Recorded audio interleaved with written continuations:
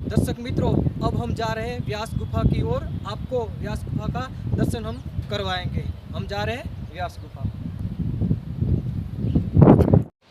दर्शक मित्रों, ये आप देख रहे हैं अलकनंदा है, वो माणा गांव के बाहर से जा रही है। आप देख रहे हैं ये अलकनंदा है। आगे जाते हैं बद्रीनाथ होके रुद्रप्रयाग जाती है, बाद में गंगा कहलाती है। हर हर गंगे हर।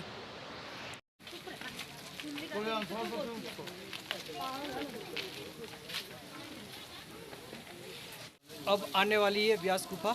आप देख रहे हैं यहाँ से रास्ता है। मेरे साथ जिलू भाई है।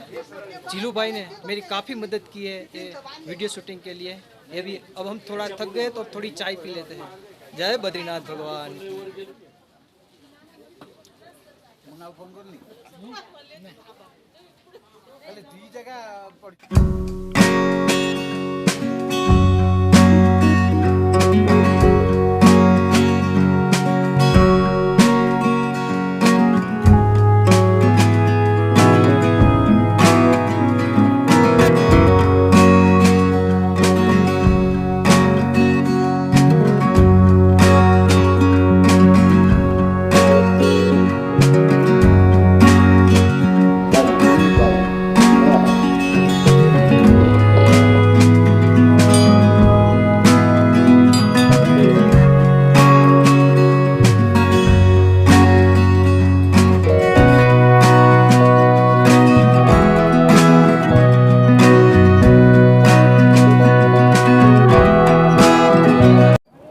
अब हम पहुंच गए हैं ये व्यास गुफा।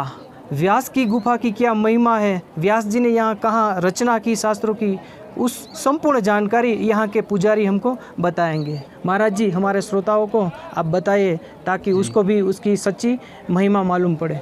जय हो। बोले वेद व्यास जी महाराज जी की जय हो। वेद व्यास जी महाराज जी की ये गुफा प्राचीन समय की है। ये जब महाभारत काल का समय से पूर्व की है।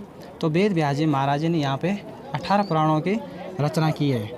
तो जो 18 पुराणों की रचना के बाद जब उनका मन संतोष नहीं हुआ तो उनको बाद में उन्होंने महाभागवत की रचना की है, जो संपूर्ण 18 पुराणों का उसमें वर्णन आता है। जी जी। और जो महाभारत का ग्रंथ है जी तो जी। वो जब उन्होंने क्या किया, उसके बाद जब गणेश जी आए तो गणेश जी ने महाभारत का ग्रंथ लिखा और वेद व्यास जी ने यहाँ से बोला था।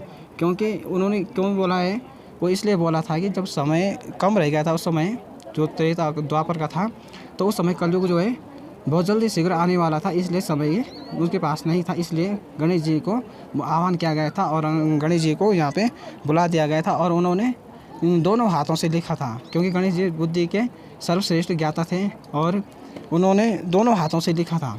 उनके बराबर कोई इतनी स्पीड से कोई नहीं लिख पाता था। जी जी। और यहाँ पे उसके बाद ये जो गुफा है यहाँ पे, तो ये व्यासपोथी के नाम से जाना जाता है इसे। जी जी। तो व्यासपोथी जैसे आज पुस्तक हो गई, तो आज हम लोग पुस्तक भी लिखते हैं। हाँ हाँ हाँ। और अब जो ये जो पूर्व समय पे जो ये उसकी थी ये भोजपत्र। हाँ, हाँ। तो भोजपत्र में 18 पुराणों का वर्णन किया गया है। जी जी जी। ये पूरा जो है भोजपत्र का है। जैसे जैसे कलयुग धीरे बढ़ता गया उसी हिसाब से ये धीरे धीरे पत्थर का बनता गया है। जी जी। तो आज लोग सभी इसके दर्शन करने के लिए आते हैं। और इसी के बगल में सरस्वती नदी बहती है। अच्छा, सरस्वती इधर ही बहती है? हाँ, यहाँ पे बगल में है। अच्छा अच्छा। तो वहाँ उस समय जब महाभारत काल का समय था, तो उस समय जब महाभारत का युद्ध पूर्ण हो गया था, तो पांचों पांडव अपनी पत्नी द्रौपदी के साथ स्वर्गारोहणी को जा रहे थे। तो अब जब वो वहाँ से आ रहे थे तो यहाँ पे सरस्वती नदी पड़ती है बीच में। तो पांचों पांडवों ने, पांचों भाइयों ने इस नदी को तो पार तो कर लिया था। अब वो पत्नी थी, स्त्री थी, तो वो पार नहीं कर पाई। जी जी जी। और तब भीम तो बहुत बलवान था। जी जी। और भीम ने एक शिला उठाई, बहुत बड़ी शिला है यहाँ पे, आप जाके देख सकते हो वहाँ पे, और बहुत बड़ी शिला है। तो तब उन्होंने उसे पार तो समय तो पुल होते नहीं थे, तो उस समय उन्होंने शिला उठाया और वहाँ पे रख दिया। और तब उस शिला को जो है आज भीम के नाम से जाना जाता, भीम शिला के नाम से। जी ठीक है। और यहाँ पे एक गणेश गुफा है, तो यहाँ से थोड़ी दूरी पे है। तो यहाँ से वेद व्यास जी ने बोला था और वहाँ पे गणेश जी ने लिखा था। अब लोग कहते हैं कि यहाँ पे गुफा इतनी दूर है, गणेश जी उतनी दूर हैं। हाँ हाँ लोगों विचार जरूर एक मन में संकोच होता है। संकोच होता है। हाँ हाँ हाँ तो उस समय हम अब इस समय जो है आयु कम हो गई है, हाँ हाँ हाँ कद इंसान का कम हो गया है। हाँ, उस समय पूर्व समय की बात है, उस समय 32 फुट हुआ करते थे, 32 से भी बहुत अधिक हाइट होती थी उनकी। तो इसलिए इतनी दूरी थी उनकी, जैसे आज हम दोनों यहाँ पे पास में बैठे, तो इस समय उनके लिए इतना पास में लगता था। अच्छा अच्छा हाँ हाँ इसलिए तो उनके लिए इतना नज़दीक था। और यहाँ से 3 किलोमीटर दूरी पे बद्रीनारायण का जी का मंदिर है। तो महाराज जी आपने बोला कि यहाँ सरस्वती बहती है, तो प्रत्यक्ष दिखाई देती है यहाँ से?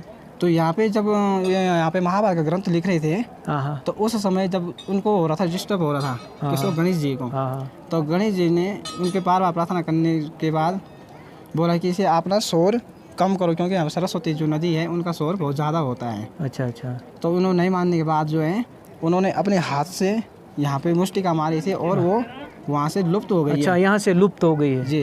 और यहाँ से अच्छा बहती है लेकिन लुप्त बहती हो तो गई है। तो ये अलकनंदा नदी में बहती है कि नहीं, यहाँ से ऊपर से निकलती है। हाँ हाँ तो थोड़ी सी आगे जाकर पूरा दिखता तो पूरा है, हाँ हाँ लेकिन थोड़ी सी आगे जाकर वो लुप्त हो जाती है। अच्छा दिखता सरस्वती दिखती है दिखती तो लेकिन बहुत ज़्यादा है। वो कहाँ से दिख और आगे ऊपर से ऐसा लगता है कि थोड़ा सा है, हाँ हाँ और आगे बढ़ करके बहुत ज़्यादा दिखती है, अच्छा और थोड़ी सा और आगे जाके वो लुप्त हो जाती है। लुप्त हो इसके जाती यहाँ से निकलने के बाद जो है वो इलाहाबाद में निकलती है। जी जी इलाहाबाद का आपने नाम सुना होगा। हाँ जी जी जी जी।